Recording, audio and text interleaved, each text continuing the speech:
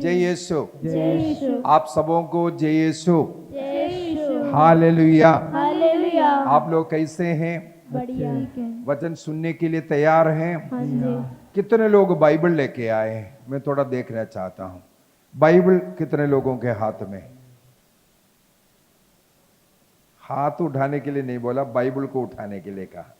Bible को ऊपर उठाइए ताकि हम बाइबल उठा करके प्रभु का आदर करेंगे, प्रभु का सम्मान करेंगे, प्रभु को प्यार देंगे। हालेलुया। हालेलुया। दाहिने हाथ तो ऊपर उठाते हुए, बाइबल को ऊपर उठाते हुए बोलिए, हे प्रभु यीशु, हे प्रभु यीशु, इन वचनों के द्वारा इन वचनों के द्वारा मुझे शुद्ध करना, मुझे शुद्ध करना, मुझे पवित्र करना। मुझे पवित्र करना। हे प्रभु यीशु, हे प्रभु यीशु, इन वचनों को इन वचनों को सुनने के लिए, सुनने के लिए, मनन चिंतन करने के लिए, मनन चिंतन करने के इन लिए, वचनों को इन वचनों को जीने के लिए जीने के लिए पवित्र आत्मा की शक्ति पवित्र आत्मा की शक्ति मुझे प्रदान कीजिए। मुझे प्रदान कीजिए। हे पवित्र आत्मा, हे पवित्र आत्मा, हे शक्ति की आत्मा, हे शक्ति की आत्मा, हे ज्ञान की आत्मा, हे ज्ञान की आत्मा, विश्वास की आत्मा, विश्वास की आत्मा, प्यार प्रेम की आत्मा प्रेम की आत्मा मुझ में उतर आइए। मुझ में उतर आइए। मुझे शक्ति दीजिए। मुझे शक्ति दीजिए। हालेलुया। हालेलुया। हालेलुया। हालेलुया। हालेलुया। हालेलुया। यह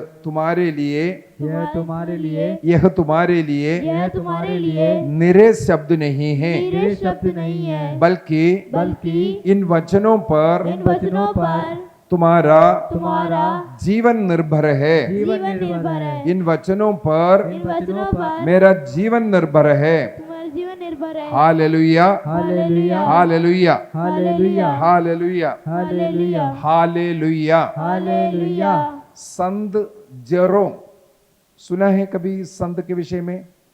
संत जेरोम वो महान संत है।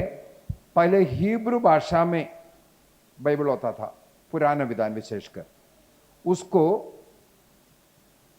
लातीनी भाषा में अनुवाद कर करके मिला। इसके बाद उसको फिर इंग्लिश में, फिर हमारे हिंदी में, सब भाषा में अनुवाद करने की कृपा इसलिए मिला है क्योंकि वो संत जेरोम सबसे पहले उसको कौन सी भाषा में? ग्रीक भाषा में, यूनानी भाषा में अनुवाद कर करके दिया। उस समय पर बाइबल को यहाँ वहां से एक एक पत्ता, एक एक पेपर को इकट्ठा कर करके सब उन्होंने बहुत मेहनत किया, अनेकों वर्ष इसके लिए मेहनत किया, तब बाइबल के इन पेपरों को सब इकट्ठा कर पाया। हालेलुया। हालेलुया। हालेलुया। मैं संत जेरोम का उदाहरण नाम इसलिए लिया है, संत जेरोम कहते हैं यदि पवित्र मिस्सा बलिदान उसके अंत में प्रभु का शरीर रक्त को रोटी के रूप में, दाखरस के रूप में हम लोगों को दिया जाता है कि नहीं? दिया जाता है ना। हम लोग बड़े भक्ति के साथ, भयंकर भक्ति के साथ हम लोग जाते हैं, योग्य रीति से पाप स्वीकार करके, पाप को सब छोड़ करके, सबों के साथ मेल मिलाप में रह करके, है ना, उपवास करके सब इसको ग्रहण करते हैं, इतना भक्ति दिखाते हैं। यदि मान लो उनसे एक छोटा सा टुकड़ा नीचे गिर गया, हम लोगों को बहुत दुख होता है। दुख होता है कि नहीं होता है ना? प्रभु का वो शरीर तो रोटी का थोड़ा सा एक टुकड़ा भी अगर नीचे गिर गया, हम लोगों को बहुत ज्यादा दुख होता है। मुझे याद है मेरे बचपन में हमारे पल्ली में एक पुरोहित इस प्रकार प्रभु को सबों को दे रहा था, रोटी के रूप में दे रहा था। उसमें एक व्यक्ति को देते वक्त फादर के हाथ से वो छूट गया, नीचे गिर गया। सब लोग ओ बोल करके चिल्लाए, नीचे गिर गया। उस समय पर मुझे याद है फादर ने क्या किया, जाकर के उसको नहीं उठाया। फादर बांटना बंद किया, लोगों को बोला दूर रहो। इसके बाद वो रोटी और दाखरस का कटोरा ला करके वेदी पर रखा। इसके बाद वहां पर वो आते हैं, घुटना टेकते हैं। इसके बाद अपने जीभों से, वो हाथ स्पर्श नहीं किया, अपने जीभों से उस जमीन पर गिरा हुआ उस रोटी को ग्रहण करते हैं। उस दिन हमारे बचपन की बात है घटना। उस दिन हमें पता चला इसका मतलब ये कुछ सामान्य नॉर्मल रोटी नहीं है। फादर को बहुत दुख, वहां पोछ पोछ कर करके वो मुंह में ले रहा था। हालेलुया। यदि पवित्र रोटी का एक छोटा सा टुकड़ा भी नीचे गिर जाए हम लोगों को बहुत दुख लगता है। संत जेरोम कहते हैं यह बहुत ही बड़ी दुख की बात है। वचन की घोषणा किया जाता है लेकिन अनेकों लोग वचन को ग्रहण करने के लिए उस योग्य नहीं बैठते हैं, वचन नहीं सुनते हैं, वचन को नहीं समझते हैं। वचन इस प्रकार बेकार चला जाता है, बेकार जाता है। लेकिन लोगों को इस पर कोई दुख नहीं है। जो वचन सुनाया गया है लेकिन हमने नहीं स्वीकार किया, ना उस पर जीवन जिया, इस प्रकार बेकार चले जाने वाले उन वचनों के प्रति जिनको दुख नहीं है, वे ऐसे व्यक्ति है जो परम प्रसाद को भी, प्रभु के शरीर रक्त को भी अनादर के साथ ग्रहण करते, पाप की स्थिति में ग्रहण करते हैं। उसको भी ऐसा ग्रहण करने से उनको कोई दुख नहीं होता क्योंकि ऑलरेडी शैतान के हाथ में पड़ा हुआ है। हालेलुया, हालेलुया। इसलिए वचन सुनने का मौका मिला, वचन कहीं भी सुनाया जा रहा है लेकिन उस पर ध्यान नहीं दे रहा है, उसे ग्रहण नहीं कर रहा है, वो वचन आपके जीवन में परिवर्तन नहीं ला रहा है, उसके लिए हमें दुखी होने की जरूरत है, दुखित होने की जरूरत है। क्योंकि वो वर्स्ट, हम लोग उसका तिरस्कार किया, निंदा किया है। हालेलुया, हालेलुया, हालेलुया, हालेलुया। हालेलुया। हमारे कलीसिया में पवित्र मिस्सा बलिदान अर्पित करते हैं। मिस्सा बलिदान का 2 भाग होता है, हो कि नहीं? 2 भाग। कौन सा भाग होता है? यदि मुख्यतः पवित्र मिस्सा बलिदान को 2 भागों में विभाजित करेंगे, पहला भाग को क्या कहेंगे? वचन का भाग। कौन सा है? वचन का भाग। वचन। दूसरा रोटी का भाग, रोटी का, है ना? 2 भागों में अगर हम इसे डिवाइड करेंगे, पवित्र मिस्सा बलिदान में 2 भाग होता है। एक भाग, पहला भाग क्या है? वचन का भाग। दूसरा भाग रोटी का भाग। रोटी का भाग। वचन के भाग में हम लोग सोचते हैं हाँ फादर थोड़ा सा लेट ही जाने से भी चलेगा, फादर का प्रवचन सब खत्म होने के बाद पहुंच जाएंगे, है कि नहीं? हम में से कितने लोग आग्रह करते हैं मिस्सा बलिदान शुरू होने के कम से कम 5-10 मिनट पहले मुझे पहुंचना है? आप लोग आग्रह करते हैं? होना चाहिए। हम लोगों का घर का ऐसे आदत है, मान लो अगर 7:30 बजे सवेरे मिस्सा है, हमारे घर से केवल 5 मिनट भी नहीं लगता है चर्च में पहुंचने के लिए, लेकिन हमारे घर से हम लोग आधा घंटा पहले निकलता है। हालेलुया, हालेलुया, हालेलुया, हालेलुया, हालेलुया। हालेलुया। यदि रास्ते में भी किसी से बात किया, चर्च में आकर के पहले ग्रोटो जाकर के वहां पर भी प्रार्थना किया, इसके बाद भी कम से कम 10-15 मिनट पहले कहाँ होना चाहिए? चर्च के अंदर मिस्सा बलिदान के लिए अपने को तैयार करना चाहिए। इस प्रकार तैयारी के साथ होना है। लेकिन अधिकतर लोगों का जीवन हम देख सकते हैं, है ना? जैसे मैं और मेरा परिवार चर्च के लिए जा रहे हैं, हम लोग देखते हैं अड़ोस पड़ोस के कुछ लोग उसी समय पर उड़ करके आ रहा है। हम लोग उस समय पर बोलते अभी ये तैयार होकर के कब आएगा?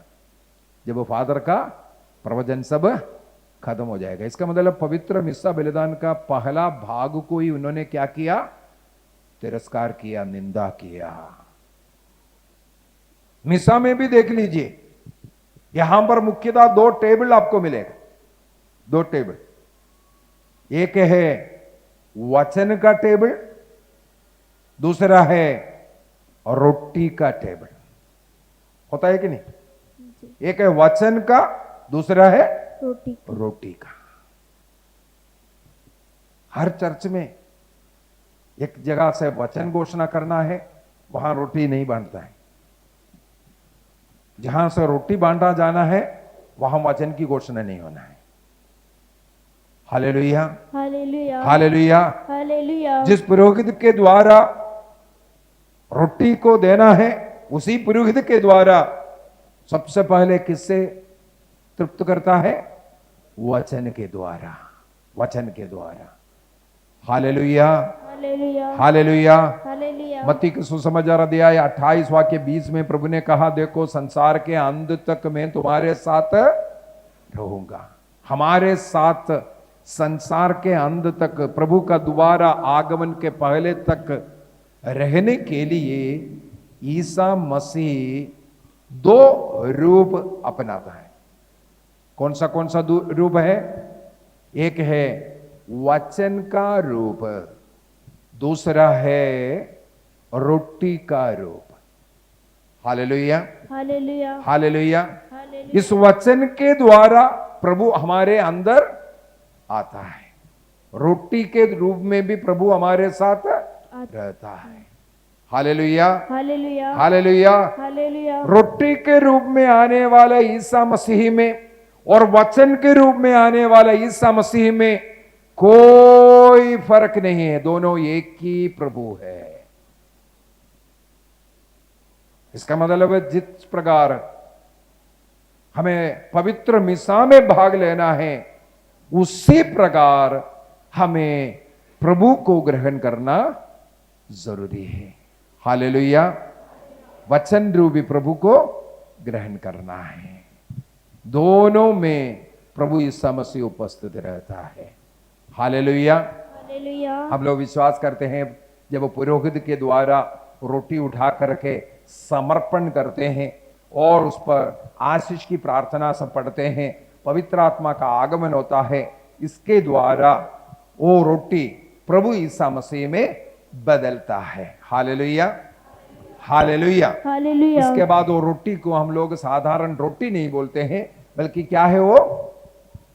ईसा मसीह है। प्रभु ने वो रोटी देकर के कहा, ले लो और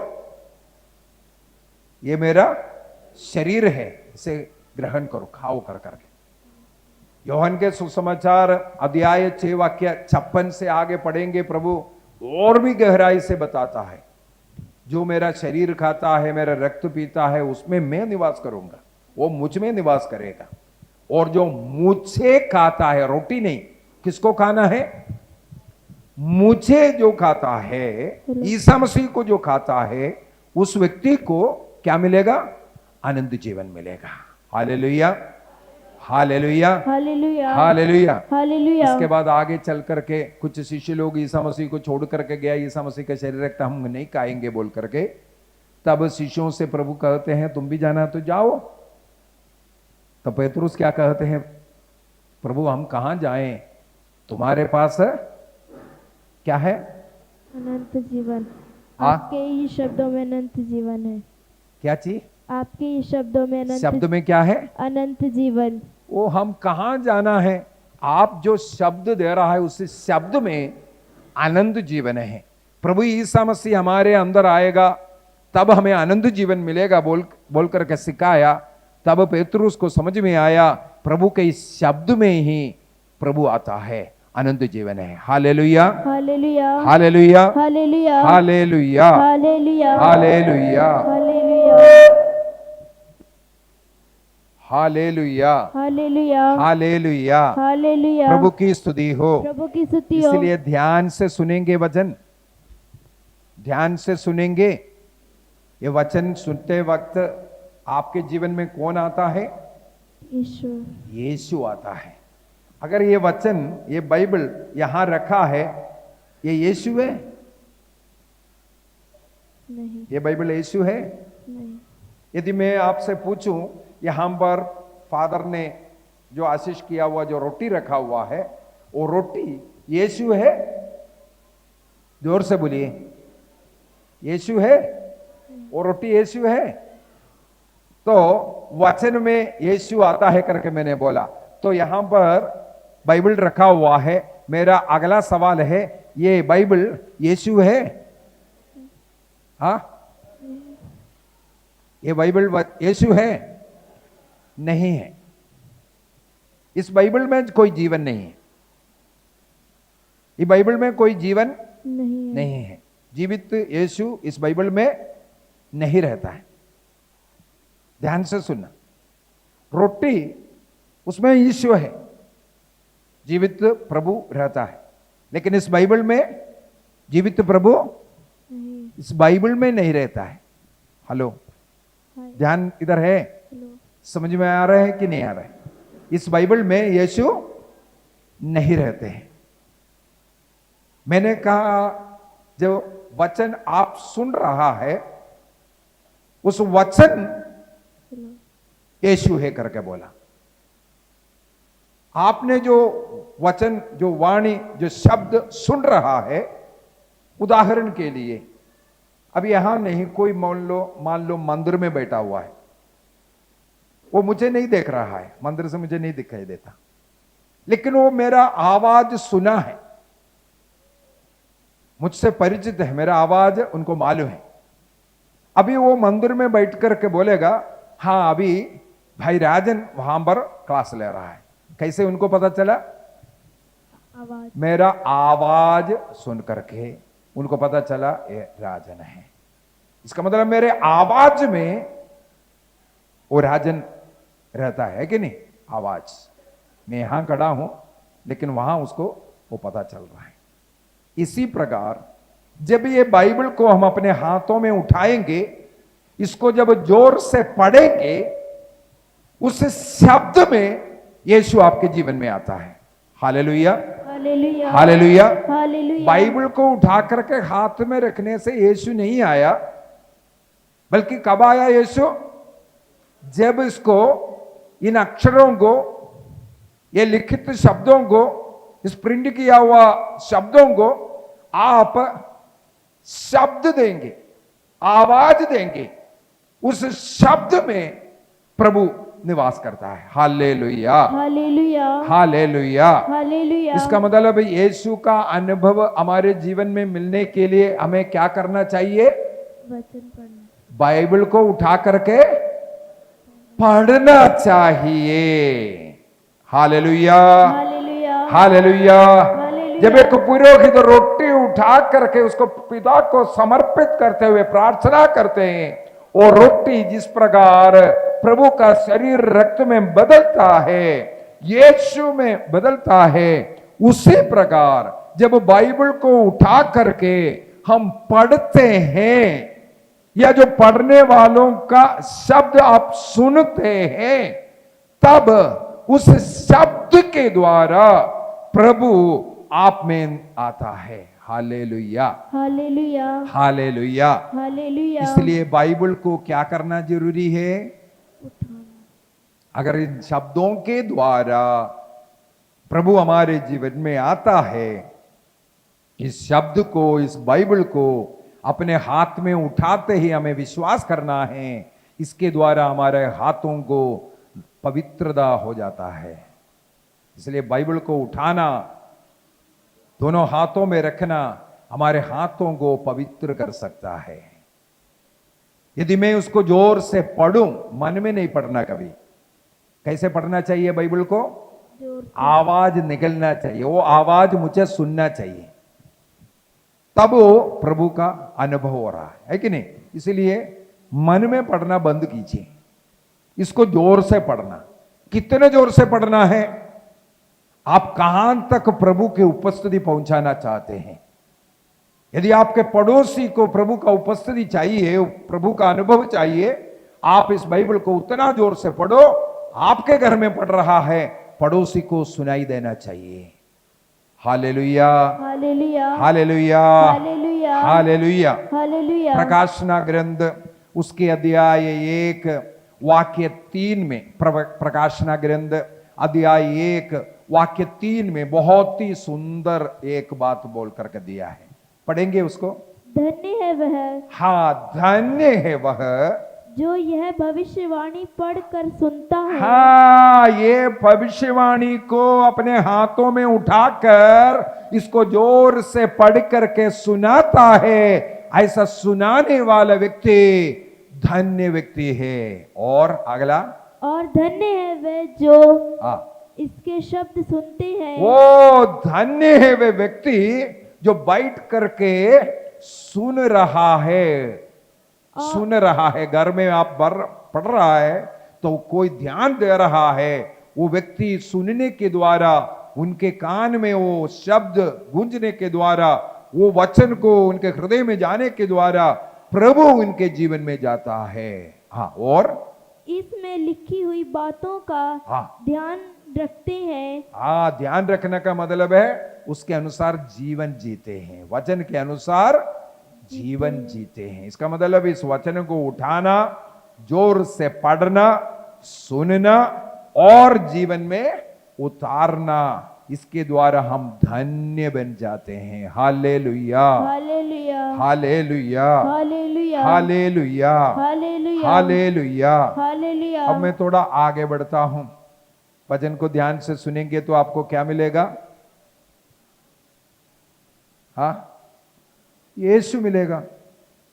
दोनों हाथों को ऊपर उठाते हुए बोलिए, वचन को यदि मैं सुनूं, वचन को मैं यदि सुनूं तो मुझे यीशु मिलेगा, यीशु मिलेगा, यीशु मिलेगा, यीशु मिलेगा, यीशु मेरे जीवन में आएगा, यीशु मेरे जीवन में यीशु आएगा, मेरे शरीर में आएगा, यीशु मेरे शरीर में यीशु मेरे आएगा, हृदय में आएगा, यीशु मेरे हृदय में यीशु आएगा, मेरे मन में आएगा, यीशु मेरे मन में आएगा, यीशु मुझे मेरे जीवन को बदल देगा। बदल देगा। इन वचनों के द्वारा इन वचनों के द्वारा मैं शुद्ध हो जाऊंगा। मैं शुद्ध हो जाऊंगा। इन वचनों के द्वारा इन वचनों के द्वारा मुझे चंगाई मिलेगा। मुझे चंगाई मिलेगा। इन वचनों के द्वारा इन वचनों के द्वारा मेरे घर में यीशु आएगा। यीशु आएगा। घर में शांति आएगा। घर में शांति आएगा। घर से शैतान भाग जाएगा। घर से शैतान भाग जाएगा। मुझसे बुराइयां दूर हो जाएगी। दूर हो जाएंगे। हालेलुया, हालेलुया, हालेलुया, हालेलुया, हालेलुया। हालेलुया। क्या क्या फायदा मिलता है, समझ में आया कि नहीं आया? चलिए, बाइबल को हाथों में उठाकर हमें जोर से पढ़ना है। जोर से पढ़ने के द्वारा मुझे और अन्य लोग जितने भी सुनते हैं उन सबों को यीशु मिलेगा। यीशु जीवन में आ गया तो जीवन क्या हो जाएगा? बदल जाएगा। हालेलुया, हालेलुया, हालेलुया, हालेलुया, हालेलुया, हालेलुया, हालेलुया। हालेलुया। कई बार ऐसे ऐसे रेटिटू के समय पर कई लोग आता है, ब्रदर जी थोड़ा हाथ रख लीजिए मेरे सिर पर, थोड़ा प्रार्थना कीजिए, है ना? अच्छी बात है, लेकिन मेरा सवाल है, क्या मेरे हाथ रखने से आपको चंगाई मिलता है क्या?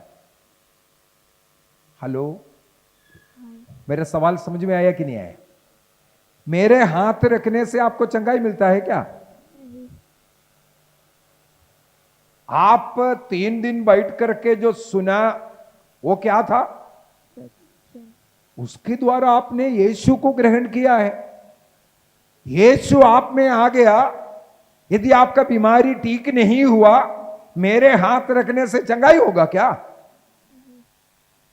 यीशु आपको स्पर्श किया, चंगाई नहीं मिला, मेरे स्पर्श से आपको कैसे चंगाई मिलेगा? समझ में आ रहा है कि नहीं आ रहा है? यदि आपको चंगाई चाहिए तो आपको क्या करना चाहिए? बाइबल को सुनते रहो, बाइबल को सुनते रहो। जिस प्रकार आपके शरीर में, कमर में, घुटनों में जब सब दर्द कब आया पूछेगा तो वो 2 साल हो गया, 5 साल हो गया करके, कब आया आपको मालूम नहीं है, वो धीरे धीरे अंदर घुसा है कि नहीं? इसी प्रकार वचन सुनते वक्त जिस प्रकार आपके शरीर में वो बीमारियां आया, उसी प्रकार आपके शरीर से वो चला जाएगा। आपको मालूम नहीं था कैसे आया, कब आया, उसी प्रकार आपको भी पता नहीं चलेगा कब चला गया। हालेलुया, हालेलुया, हालेलुया, हालेलुया यीशु की स्तुति हो। यीशु की स्तुति हो। आपको एक ही काम करना है, ध्यान से वचन को सुनना।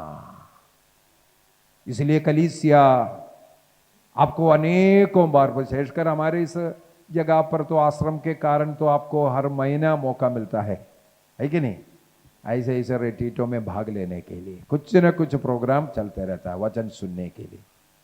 आपको आपके घर में इतना आशीष होना चाहिए, इतना आशीष होना चाहिए, आप अन्य लोगों के लिए उदाहरण बनना चाहिए। हालेलुया हालेलुया हालेलुया। हालेलुया। यदि आपके जीवन में, आपके परिवार में, आप में आशीष नहीं है, इसके पीछे का क्या कारण है? यीशु का कारण है? नहीं, फिर किसके कारण है? हम वचन नहीं सुनते। हम ध्यान से सुना नहीं, उस वचन को कार्य करने नहीं दिया। हालेलुया हालेलुया हालेलुया। हालेलुया। तो 40 काल का आधा भाग तो हो गया, आधा समय बीत चुका है। हर साल 40 आ रहा है। हमारे जीवन में क्या फर्क पड़ा, इस पर थोड़ा मन चिंतन करने की जरूरत है। ये 40 क्यों कहते हैं इसको? 40 काल, इस काल को, इस समय को 40 काल क्यों कहते हैं? क्योंकि प्रभु यीशु पवित्र बाइबल के अंदर 40 का बहुत महत्व रहता है, बहुत महत्व है पवित्र बाइबल के अंदर। हाल ही में मैं केरल में इसी के ऊपर, इस 40 के ऊपर एक क्लास लेने के लिए तैयार हो रहा था। तब मेरे मन में आया, बाइबल के अंदर कितना 40 है, थोड़ा ढूंढते हैं। मैंने ढूंढना शुरू किया, 40 से ज्यादा जगहों पर ये 40 शब्द मुझे मिला। हालेलुया हालेलुया हालेलुया। ये हालेलुया। 40 शब्द बाइबल के अंदर 40 से ज्यादा जगहों पर लिखा हुआ है। हालेलुया हालेलुया हालेलुया। हालेलुया। इसका मतलब ये कुछ मायने रखता है, कुछ ना कुछ बात है। 40 का इसका मतलब क्या अर्थ है, इसको सबसे पहले हमें समझने की जरूरत है। हम लोग कलीसिया में ये 40 काल क्यों मनाता है? सबसे पहला कारण ये तो जानना चाहिए, क्यों मनाता है? इस 40 का क्या कारण है मनाने का? पहली बात है, ये ईसा मसीह से जुड़ा हुआ होना चाहिए, है कि नहीं? ईसा मसीह का दुख भोग को, मृत्यु को, पुनरुत्थान को हम याद करते हैं इन दिनों में। तो हम लोग बोल सकता है ईसा मसीह का दुख भोग, मृत्यु, पुनरुत्थान, स्वर्गारोहण, ये सब याद करने का एक समय है। उसके लिए 40 दिन क्यों है? उसके लिए 40 दिन क्यों है? हालेलुया हालेलुया हालेलुया हालेलुया हालेलुया। हालेलुया। वहां पर आता है ये 40 का ये संख्या भी ईसा मसीह से भी थोड़ा सा जुड़ा हुआ है। ईसा मसीह के जीवन से हम लोगों को इस 40 का संख्या 4 जगह पर मिलेगा। ईसा मसीह से 4 जगह पर ये 40 का संख्या जुड़ा हुआ है। कहां कहां है बोल सकते हैं? ईसा मसीह से 40 का ये संख्या 4 जगह पर, 4 बातों पर जुड़ा हुआ है, ईसा मसीह से जुड़ा हुआ है। वो क्या क्या है? हाँ, पहला, बिल्कुल उत्तर नहीं मिला। ईसा मसीह से 40 संख्या, हाँ, सबसे पहले बेटी कहती है 40 दिन ईसा मसीह ने उपवास किया। बिल्कुल, ईसा मसीह का एक कार्य ये 40 ये इससे जुड़ा हुआ है। हाँ, और एक ही हुआ है, ईसा मसीह ने 40 दिन उपवास किया। हाँ, नहीं, ईसा मसीह से जुड़ा हुआ बात बोला मैंने। कहां कहां बाइबल में 40 लिखा हुआ ये नहीं बोला। ईसा मसीह से जुड़ा हुआ 4 बात 40 से। हाँ, एक तो बोल दिया, ईसा मसीह भी उपवास किया था 40 दिन का। बिल्कुल सही है। हाँ, ताली बजा दीजिए। हमारी बहन कहती है ईसा मसीह का मृत्यु के बाद, पुनरुत्थान के बाद 40 दिन के बाद वो स्वर्ग गया था। बिल्कुल सही है। 2 40 हो गया, 2 40 हो गया। अभी तीसरे 40 कहां है? अभी तीसरे 40, चलो मैं ही बताता हूं। तीसरे 40 अभी प्रभु ईसा मसीह का बचपन में आना पड़ेगा, बचपन में आना पड़ेगा। हाँ, अभी बोलिए। बचपन बोल दिया तो तभी नहीं बोलेगा। ईसा मसीह के जन्म से 40 दिन के बाद ईसा मसीह को मंदिर में अर्पित किया था। 3 आ गया कि नहीं आया? अभी एक और आप लोग बोलेंगे ही नहीं, मुझे मालूम है, इसलिए मैं ही बोल देता हूं। ईसा मसीह ईश्वर है। ईश्वर मनुष्य बनने के लिए कहां आया? सबसे पहले कहां आया? माता मरियम के गर्भ में ईश्वर का वचन देह धारण करके वहां पर जन्म लिया। कहां पर जन्म लिया? माता मरियम के गर्भ में। वहां पर माता मरियम के गर्भ में कितना समय रहा? कितना समय रहा? 9 महीना हम लोग बोलते हैं। उसको सप्ताहों में बोलेंगे तो 40 वीक है, 40 सप्ताह। कितने सप्ताह? 40। माता मरियम के गर्भ में ईसा मसीह 40 सप्ताहों के समय पर रहा। 40 वीक, सप्ताह। अगर दिन को बोलेंगे तो 40 को 7 से गुणा करेंगे तो 280 हो जाएगा, है कि नहीं? लेकिन एक स्त्री के गर्भ में एक बच्चा कितना एक्सैक्ट रहता है करके अगर पूछेंगे, वो 264 दिन होता है। 264 दिन, 280 नहीं, 264 दिन एक्सैक्ट है। इसका मतलब ये 40 जो बोला और ये 280 बोला या ये 9 महीने बोला, ये सब करेक्ट नहीं है। ये स्त्री के मासिक धर्म के अनुसार काउंट किया हुआ समय है। कुछ भी होने दो।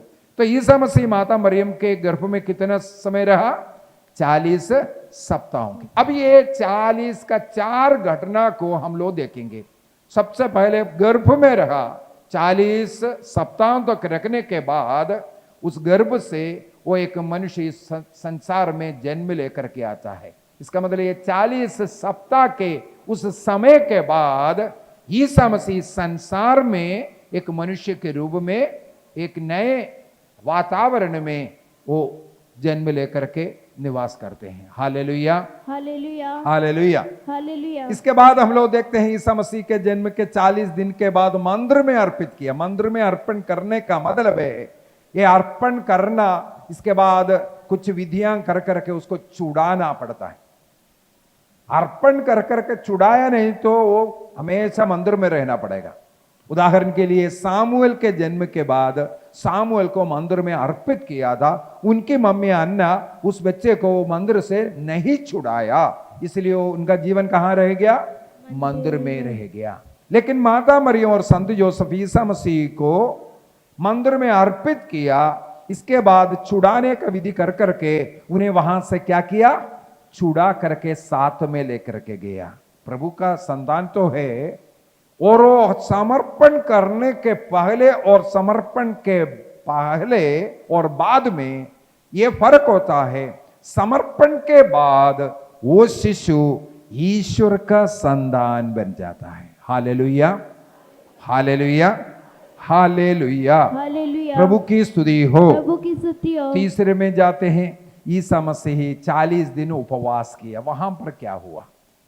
ईसा मसीह 40 दिन उपवास किया। मत्ती के सुसमाचार अध्याय 4 में और लूकस के सुसमाचार अध्याय 4 में इस घटना को लिखा है। हम लोग लूकस के सुसमाचार उसके अध्याय 4 को हम लोग वाक्य 1 को थोड़ा पढ़ते हैं। ईसा मसीह इस 40 में कैसा प्रवेश किया वहां पर लिखा हुआ है। हाँ, लूकस के सुसमाचार अध्याय 4 वाक्य 1।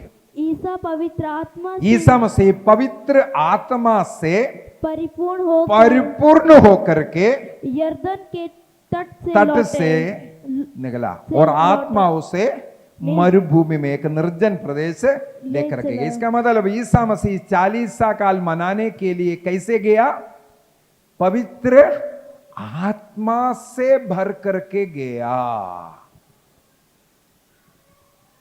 पवित्र आत्मा से भर करके 40 काल को मनाना जरूरी है। हेलो, यहां पर है आप लोग? ध्यान यहां पर है। हालेलुया, हालेलुया। हमें 40 काल में कैसे प्रवेश करना है? पवित्र आत्मा। केवल 40 काल नहीं, एक जीवन का उदाहरण प्रभु ने वहां दिखाया। हम लोगों को जीवन कैसे जीवन जीना चाहिए? पवित्र आत्मा में जीवन जीना चाहिए। पवित्र आत्मा से भर करके हमें जीवन जीना चाहिए। इसके बाद हम लोग देखते हैं ईसा मसीह वहां पर 40 दिन और रात रहते हैं।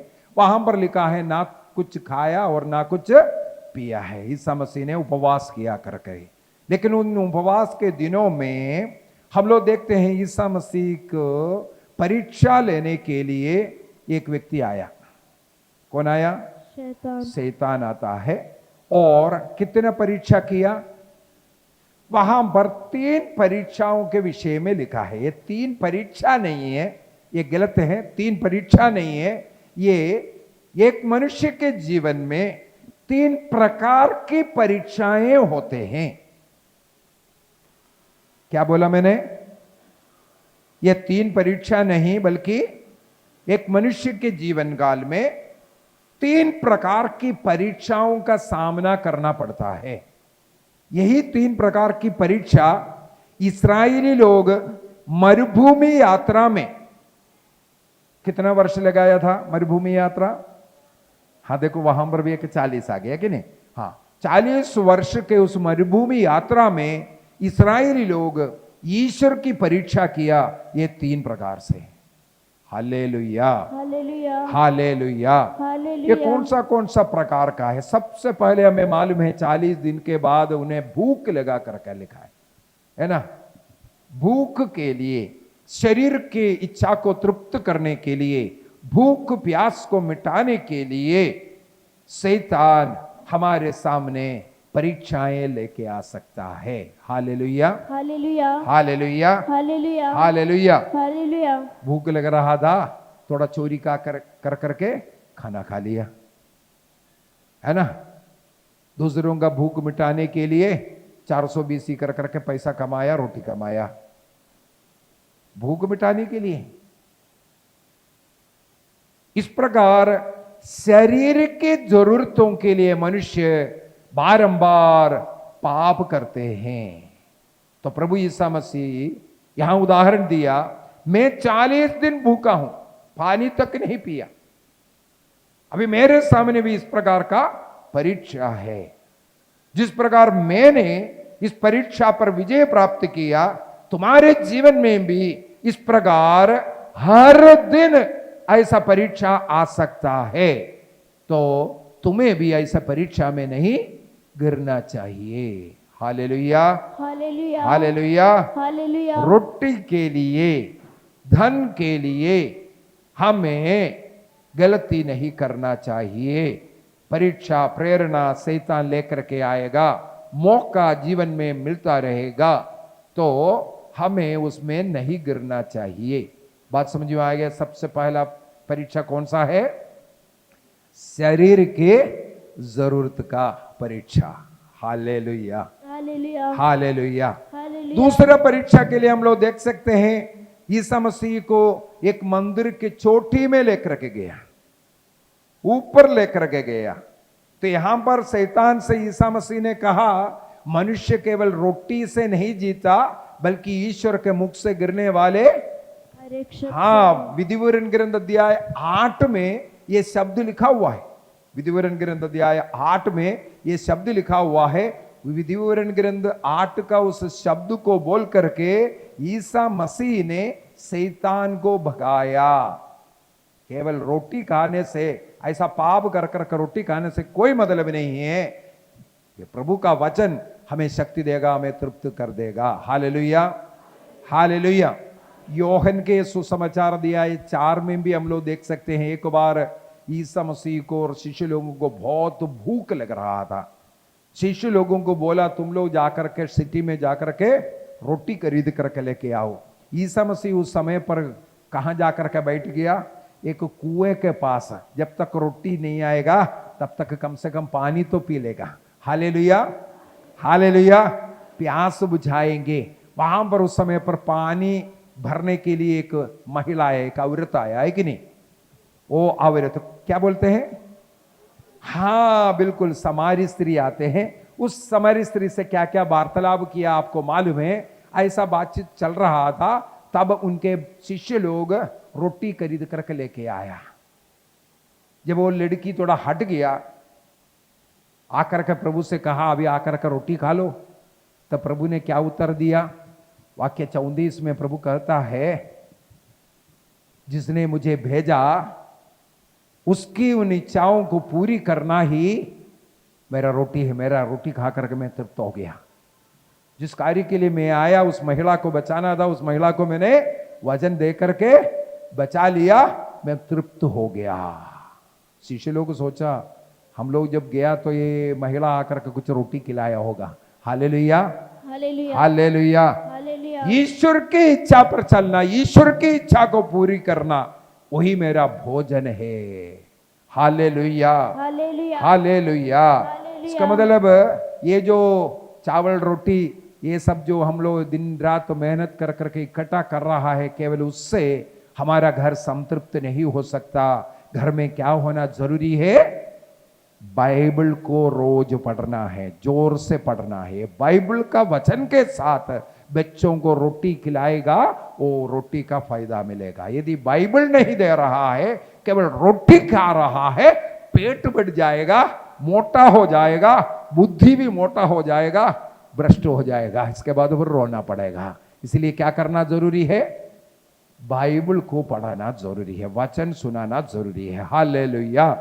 शैतान के चेहरे पर एक थप्पड़ जैसे था। ये पत्थर है, रोटी बनाओ खाओ करके बोला, प्रभु ने उसके मुंह पर एक थप्पड़ जैसे जवाब दिया। मनुष्य केवल रोटी से नहीं जी रहा है भाई साहब, जी रहा है प्रभु के वचन के द्वारा। हालेलुया। तभी ईसा मसीह को लेकर के गया मंदिर के चोटी पर। इसके बाद शैतान ने वचन बोला। हम लोग वचन नहीं जानता होगा, लेकिन शैतान बाइबल के वचन को अच्छी तरह जानते हैं। शैतान ने उससे कहा, तुम्हारे विषय में लिखा हुआ है, तुम यहां से ऊपर से नीचे कूद जाओ, स्वर्गदूत आकर के तुम्हें अपने हाथों में उठा लेगा, तुम्हारे शरीर में पैरों में कोई चोट नहीं आएगा। कहां लिखा हुआ है ये? स्तोत्र ग्रंथ 91 का वाक्य 11 और 12 को बोल करके शैतान ने ईसा मसीह को बोला, अभी कूद करके दिखा दो, स्वर्गदूत आएगा, क्योंकि तुम्हारे विषय में बाइबल में लिखा हुआ है। हालेलुया, हालेलुया, हालेलुया, हालेलुया, हालेलुया। हालेलुया। कई लोग बाइबल का वचन बोल करके हम लोगों को गुमराह करते हैं कि नहीं? कई लोग बाइबल हाथ में रख करके बाइबल बोलेगा, बाइबल का शब्द पढ़ करके सुनाएगा, इसके बाद बोलेगा तुम लोग गलत है, हमारे साथ हमारे चर्च में आ जाओ। है ना? निर्गमन ग्रंथ अध्याय 20 वाक्य 4 को पढ़ करके आपको सुनाएगा। इसके बाद बोलेगा आप जिस चर्च में जा रहा है उस चर्च में मूर्ति रखा हुआ है, तुम पहले भी मूर्ति पूजक थे, अभी भी तुम मूर्ति पूजक है। बोलता है कि नहीं बोलता है? लोग आते हैं कि नहीं ऐसा बोलने के लिए? Hallelujah, hallelujah. कैथोलिक चर्च के अंदर मरियम की पूजा करता है। कहां लिखा है? बाइबल आपके हाथ में दे देगा, यहां दिखा दो, मरियम की पूजा करो बोल करके। तुम लोग रोजरी हाथ में रख करके हमेशा प्रणाम मरिया बोलते हैं। प्रार्थना यीशु से करना चाहिए, यहां तुम लोग कहां से करते हैं? किससे करते हैं? मरियम की पूजा कर रहा है, मरियम से कर रहा है। सही बात है, दिन भर हम बैठ करके तो रोजरी कर रहा है। फंस गया कि नहीं फंस गया? हालेलुया, हालेलुया, हालेलुया। देखो शैतान वचन को उठा करके, हमारा पड़ोस में एक दरुआ व्यक्ति है, खूब दारू पीते हैं, शाम को वो नहीं चलता है, पता नहीं हवा उसको उठा करके लेके चलता है। हवा में चलने वाला व्यक्ति, उनको कई बार प्यार से गले लगा करके प्यार से लिपट करके उसे बोला, भाई साहब इसको छोड़ दो ना। उसको मालूम है वो तुरंत बाइबल का ही वचन उठा करके मेरे को मारता है। जिसे ईसा मसीह ने बना करके दिया उसी को मैं पिया। ईसा मसीह का अनुग्रह मेरे अंदर आ गया है अभी। Hallelujah, hallelujah. ईसा मसीह ने जिसे आशीष दे करके जो बना करके दिया उसी को मैं पिया हूं, है ना? यूहन्ना का सुसमाचार अध्याय 2 में, है ना, ये एक मटका तो बना दो, ये तो 6 मटका बना कर रख दिया। अर्थात पी पी करके पेट भर दो, ईसा मसीह ने स्वयं दिया है। हालेलुया, हालेलुया। कुरिन्थियों को लिखते हुए संत पौलुस, नहीं सॉरी, तीतुस को लिखते हुए संत पौलुस कहते हैं तुम केवल पानी पी करके रह रहा है, पानी नहीं, थोड़ा सा अंगूरी भी पिया करो जिससे तुम्हारा पेट ठीक हो जाएगा। किसी से बोलेंगे मत पियो, पेट ठीक होने के लिए संत पौलुस ने बोला थोड़ा सा पियो कर करके, बाइबल का वचन उठा करके बोलेगा पीने के लिए। हालेलुया, हालेलुया, हालेलुया। ये सब है शैतान का चाल। ईसा मसीह के पास भी आकर के शैतान कहते हैं तुम्हारे बारे में बाइबल में है ना, स्तोत्र ग्रंथ 91:11-12 में लिखा हुआ है तुम कूद जाओ, तुम्हें कुछ नहीं होगा। ईसा मसीह ने अगला वचन उसको सुनाया, अपनी ईश्वर की परीक्षा नहीं करना चाहिए। हालेलुया, हालेलुया। इसे कहते हैं मानसिक परीक्षा। हमारे विश्वास, हम जिस चर्च में जा रहे हैं उस विश्वास के खिलाफ शैतान आकर के परीक्षा कर रहा है। हम जिस मां का आदर कर रहा है, उनकी आराधना नहीं कर रहे, उनकी पूजा नहीं कर रहा है, लेकिन वो बोल रहा है तुम लोग वहां पूजा कर रहे, आराधना कर रहा है। हमारी सारे प्रार्थना माता मरियम के द्वारा ईसा मसीह को, ईश्वर को समर्पित करते हैं। सारी प्रार्थनाओं में ये प्रार्थना हम प्रभु ईसा मसीह के नाम पर अर्पित करते हैं बोल करके कदम करते हैं। प्रार्थना मरियम से नहीं, ईश्वर से करते हैं, लेकिन वो आपके कान में बोल करके देता है कि आप लोग मरियम से प्रार्थना करते हैं। जो हम नहीं कर रहा है वो कर रहा है बोल करके आपको उस जाल के अंदर फंसाता है। हालेलुया, हालेलुया। आपका विश्वास के खिलाफ वो सिखाएगा। आप जिस प्रकार प्रार्थना नहीं कर रहा है उसको आपके ऊपर ठोप कर करके बोलेगा आप ऐसे ही कर रहा है। आपको इसलिए बचने की जरूरत है। हालेलुया, हालेलुया, हालेलुया। हालेलुया। प्रभु की स्तुति हो, प्रभु की स्तुति प्रभु की हो, महिमा हो, प्रभु की महिमा प्रभु की हो, आराधना हो। प्रभु की आराधना हो। तीसरा परीक्षा वहां पर हम लोग देखते हैं ईसा मसीह को इसके बाद एक ऐसा पहाड़ी के चोटी पर लेकर के, पहाड़ी के ऊपर लेकर के गया, संसार को पूरा दिखाया, संसार के सारे मोह माया को दिखाया, वहां के धन दौलत को दिखाया, वहां नाच गाना लड़की सब कुछ दिखाया होगा। दुनिया के सारे चीजें में तुम्हें यूं ही देगा, तुम केवल एक काम कर लो। क्या करना है? मेरे सामने थोड़ा सिर झुका दो। Hallelujah, hallelujah. मेरी आराधना कर लो, ये सब तुम्हारा हो जाएगा। अनेकों लोग इस प्रकार का कार्य करता है। शैतान का उस वचन को सुन करके धन दौलत सुख लालच सब में पड़ करके शैतान के सामने झुकने वाला कार्य। लेकिन यहां पर भी ईसा मसीह उसे डांट कर कर बोला शैतान हट जाओ, क्योंकि लिखा है केवल किसकी आराधना करना है? अपने प्रभु ईश्वर की आराधना करना है, किसी अन्य चीज की नहीं। Hallelujah, hallelujah. तो ये है आध्यात्मिक, आत्मिक, आत्मा से जुड़ा हुआ परीक्षा। इसका मतलब ईसा मसीह के शरीर मन और आत्मा के परीक्षा हमारे जीवन में, ये 3 प्रकार की परीक्षा जीवन में आ सकता है। उन परीक्षाओं पर कैसे विजय प्राप्त करना है ये ईसा मसीह ने अपने जीवन के द्वारा सिखाया। Hallelujah, hallelujah. किस प्रकार? उपवास और प्रार्थना, और साथ ही साथ वचन के तलवार से। ये है तलवार, तलवार दुधारी तलवार तो ये वचन है। वचन उठाना, वचन पढ़ना इसलिए बहुत ही जरूरी है। हालेलुया, हालेलुया, हालेलुया, हालेलुया, हालेलुया। हालेलुया। यदि वचन पढ़ना है, वचन कैसे हमें बदलता है उसका भी उदाहरण बाइबल से ले सकते हैं। यदि हम लोग निर्गमन ग्रंथ उसके अध्याय 34 वाक्य 28, 29, 30 ये सब पढ़ेंगे, वहां पर मूसा नबी प्रभु के पास जाकर के कितने दिनों तक रहा? 40 दिन और रात। इसके विषय में लिखा है, एक बार नहीं 2 बार मूसा नबी प्रभु के उस पर्वत पर चढ़ करके प्रभु के सामने उनकी आराधना करते हुए, प्रभु से बातें करते हुए, प्रभु को सुनते हुए रहा था। प्रभु के पास रहना, इसको बोलते हैं उपवास। उपवास का मतलब प्रभु के साथ रहना, साथ रहने को उपवास कहते हैं। तो वाक्य 28 से थोड़ा पढ़ते हैं, 28 और 29 पढ़ते हैं। वह मूसा वहाँ हाँ, 40 दिन और 40 रात 40 दिन और 40 रात वहां पर प्रभु के पास रहा और प्रभु के साथ रहा। हाँ, उसने ना तो रोटी खाई ना तो रोटी खाई और ना पानी पिया। पानी तक नहीं पिया। कितने दिनों तक? जो लोग इस प्रभु के साथ रहता है, प्रभु के प्रेम में रहता है, मैं प्रभु को देखता हूं, प्रभु मुझे देख रहा है, मैं प्रभु को और मुस्कुराता हूं, प्रभु मेरी ओर मुस्कुरा रहा है। इस प्रकार प्रेम में अगर बैठा हुआ है, प्रेमी प्रेमिका दोनों बैठा हुआ है, कितना घंटा निकल गया, कितना समय बीत गया, वो भूल जाता है कि नहीं? सही बात है कि नहीं?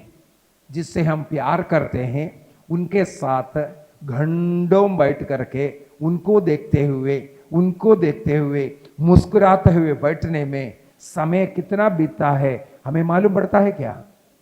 नहीं मालूम पड़ता है।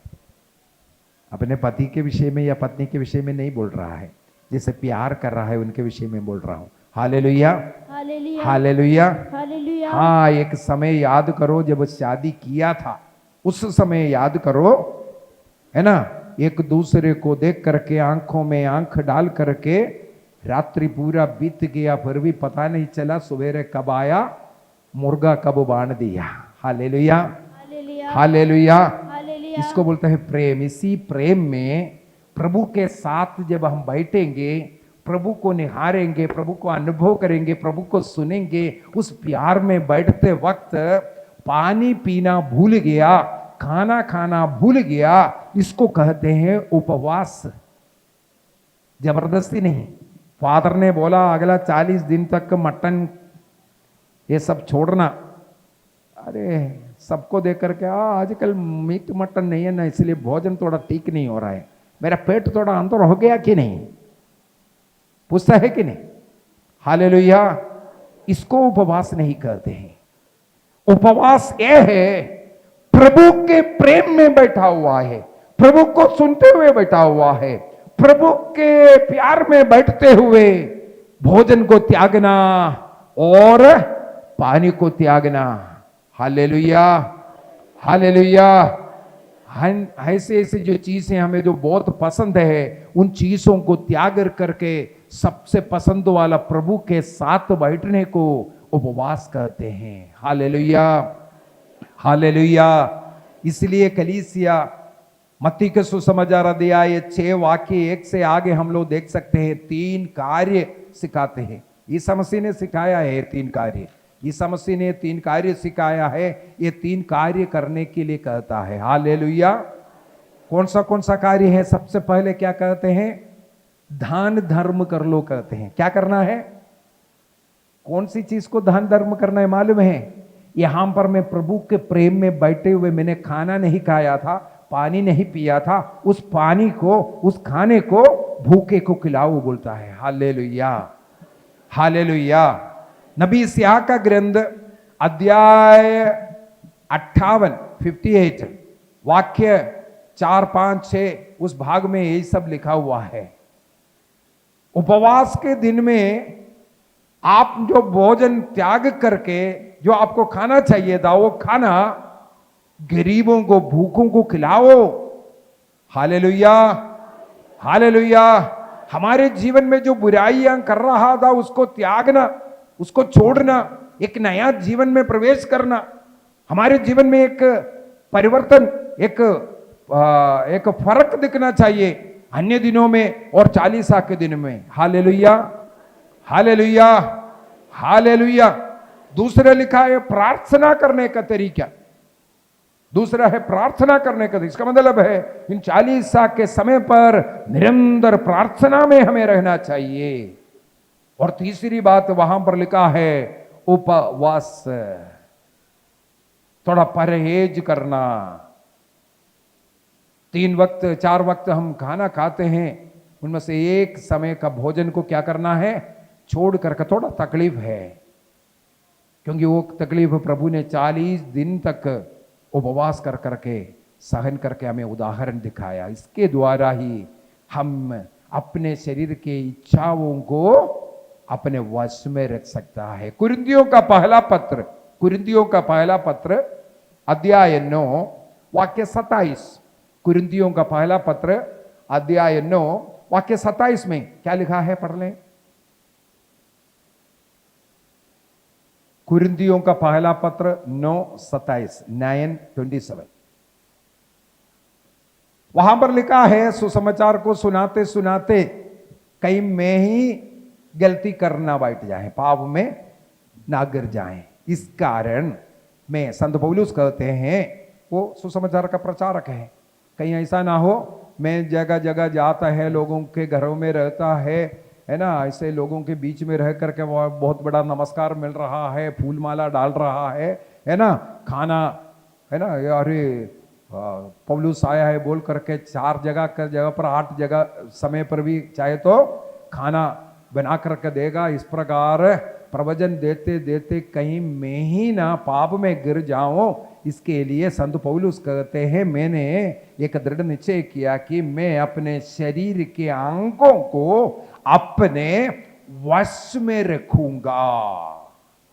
अपनी इच्छाओं को मैं अपने वश में रखूंगा। मोबाइल उठाया, खोलते ही एक अच्छा सुंदरी दिखाई दिया। आगे मेरे को बोलने की जरूरत नहीं, आप लोग देखते हैं। हमें निर्णय करना है, ये अगर मैं देखूं मेरे मन में पाप विचार आ सकता है, पाप का कारण बन सकता है, तुरंत उसको हटाना चाहिए। हालेलुया, हालेलुया, हालेलुया। मान लो हम लोग उपवास, एक वक्त का रोटी खाना छोड़ने का निर्णय किया, तब है पड़ोसी वहां से मीट मटन सब बना करके लेकर के आया, भाई साहब थोड़ा सा खा लो बोल करके। हमने क्या निर्णय किया था, उपवास करेंगे, लेकिन वहां से तैयार होकर कर रेडीमेड आ गया। हाँ चलो ये तो फ्री में मिल रहा है, खा लेता हूं बोल करके खाना नहीं चाहिए। हमें संयम रखने की जरूरत है। इसी प्रकार गुस्सा करने के लिए, झूठ बोलने के लिए, अहंकार करने के लिए, चोरी करने के लिए, अन्य पापों को करने के लिए हमारे जीवन में बारंबार मौका मिलते रहेगा। हमें बोलना है, नहीं मैं नहीं करूंगा। इसके द्वारा मैं प्रभु से दूर नहीं होऊंगा। प्रभु का प्रेम मुझे चाहिए, इस प्रभु के प्रेम के लिए बाकी सबको मैं त्यागूंगा। इसका नाम है उपवास करना। हालेलुया। इसका मतलब इन उपवास के दिनों में हमें ये निर्णय करने की जरूरत है। इस प्रकार बहुत 40 के विषय में बोल सकता हूं, अभी टाइम की कमी है, थोड़ा सा लास्ट वचन बोल करके खत्म करता हूं। नबी इसहाक का ग्रंथ, नबी एसेकिएल का ग्रंथ, उसके अध्याय 47 में हम लोगों को वहां का एक बहुत ही सुंदर तस्वीर देता है। वो है ईश्वर नबी एसेकिएल को, ईश्वर की आत्मा नबी एसेकिएल को उठा करके यरूशलेम मंदिर के पूर्वी फाटक के पास लेकर के आए। उसने देखा पूर्वी फाटक से जल धारा बह रहा है, जल बह रहा है। उसने उसका जांच किया, ये पानी ये मंदिर से कहां से आ रहा है। उसने उसके चारों तरफ घूम घूम करके देखा, बेलिवेदी के दक्षिण भाग में एक एक बूंद ऐसा टपक रहा है, ठम ठप कर करके। कहां पर? बेलिवेदी के दक्षिण भाग से एक एक बूंद जो टपक रहा था, वो टपकने वाला पानी मंदिर के पूर्व में पहुंचते पहुंचते थोड़ा सा बहना शुरू हो गया। Hallelujah, hallelujah. स्वर्गदूत ने इसे थोड़ा घुमा करके लेके आया और थोड़ा सा आगे लेकर के गया, 1000 मीटर आगे लेकर के गया। तब उसने देखा पानी और भी ज्यादा बढ़ा हुआ है, नाला जैसे है। तो स्वर्गदूत ने बोला तुम इससे थोड़ा पार कर लो। जब उसने उस पानी को पार किया, वो पानी उनके टक्कनों तक आया हुआ है। हालेलुया। बलिवेदी से कैसे टपक रहा है? एक एक बूंद ही दे, एक एक बूंद। वो बूंद पानी आगे बढ़ते बढ़ते कहां तक आ गया? पानी का लेवल हमारे टक्कनों तक आया। स्वर्गदूत ने वहां से और 1000 मीटर लेकर के गया, 1000 हाथ है ना, 1000 मीटर मान लो, लेकर के गया, वहां पर फिर खड़ा किया। इसके बाद यस्कीएल से कहा अब यहां इसको पार कर लो। उसने उस झरने को पार किया तो देखा पानी घुटनों तक आ गया। इसके बाद फिर 1000 और आगे लेकर के गया, वहां पर वो पानी को पार करने के लिए गया, वहां पर वो पानी कहां तक आ गया? कमर तक बढ़ गया है। फिर 1000 और आगे लेकर के गया, तब बोला अब इस पानी को पार करो। यस्कीएल चल रहा था, उसको पता चल गया अब कोई उसे चल करके पार नहीं कर सकता, अभी पानी उसे उठा करके लेकर के जाएगा। Hallelujah, hallelujah. आगे हम लोग पढ़ सकते हैं, ये बहुत बड़ा नदी बन करके वो समुद्र के पानी को, समुद्र का पानी क्या है? खारा पानी है। उस समुद्र के खारे पानी को भी वो मीठा बनाया। हालेलुया, हालेलुया, हालेलुया। खारे पानी को भी मीठा बनाने वाले ये पानी इतना अधिक कैसे बढ़ गया है? मंदिर से क्या मिला है? एक एक बूंद टपक रहा है।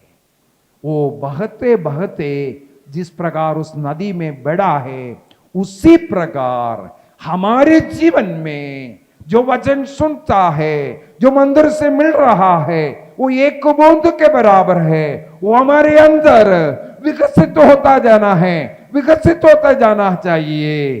वो अभिषेक आगे चल करके हम पैदल नहीं चल सकता, वो अभिषेक हमें ले चलेगा।